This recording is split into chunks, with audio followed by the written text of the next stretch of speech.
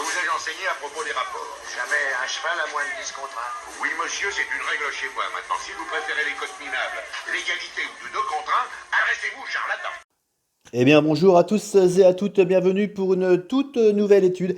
Et ça sera bien sûr l'épreuve, la deuxième épreuve du GNT sur l'hippodrome de Marseille-Borelli en ce mercredi 31 mars. Et oui, c'est déjà la fin du mois. Et donc c'est évidemment les 16 trotteurs qui nous accueillent sur cette piste pour le deuxième rendez-vous du Grand National du Trot. Ils seront à parcourir sur une distance de 3000 mètres et bien sûr le départ sera donné aux alentours de 13h50. J'ai choisi de placer en base mon coup de poker et ma dernière minute et mon info entraînement. Le numéro 5 c'est Gamble River. Méfiez-vous de ce petit cheval à Sébastien Garato. C'est quand même un cheval de groupe, certes, il faut que tout se passe bien avec lui, mais là, s'il court caché, il va pouvoir venir sur les autres. Et je pense qu'il peut même l'emporter si tout se passe bien. Je sais que j'ai eu l'entourage de Sébastien Garato hier soir au téléphone. Et ils m'ont dit que c'est la première fois depuis ces 2 ans qu'il changeait de piste. Donc attention, ça peut lui faire du bien ce changement de piste. Et moi je le crois capable de venir gagner avec Gabriel Gelormini au sulky. Donc numéro 5 Gamble River à la base de mon pronostic. Je lui oppose bien sûr le grandissime favori, le numéro 11. Décoloration éblouissante cet hiver à Vincennes où elle a engrangé les victoires.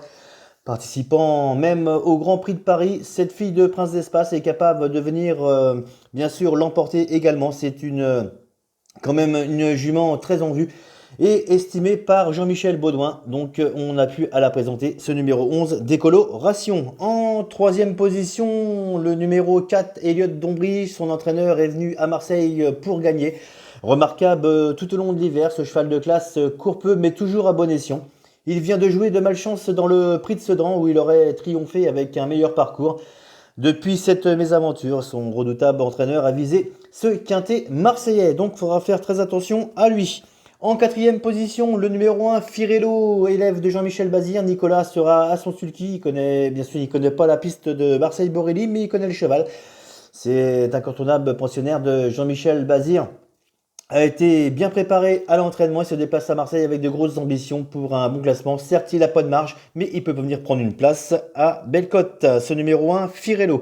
Ensuite, en cinquième position, le numéro 3, ça ne sera pas le cheval de tout le monde, mais il fallait choisir un outsider quand même dans ce quintet parce qu'il risque d'y en avoir. Le numéro 3, Caviar du Vivier, face à une telle opposition, il est capable de venir pimenter les rapports, surtout sur sa dernière course à Laval où il a fait bien sûr une belle impression en terminant deuxième. Donc attention à ce numéro 3, Caviar du Vivier. Voici donc notre pronostic, le 5 devant le 11, le 4, l'As, le 3, le 2, le 13, le 9 et le 6, en cas de non partant le numéro 7.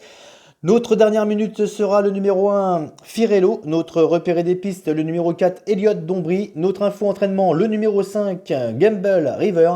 Et bien sûr, notre grosse cote du jour, le numéro 3, Caviar du Vivier. Voilà, je vous souhaite de passer un excellent mercredi à tous. Prenez soin de vous et on se retrouve très prochainement pour une autre étude. Bon gain et à bientôt.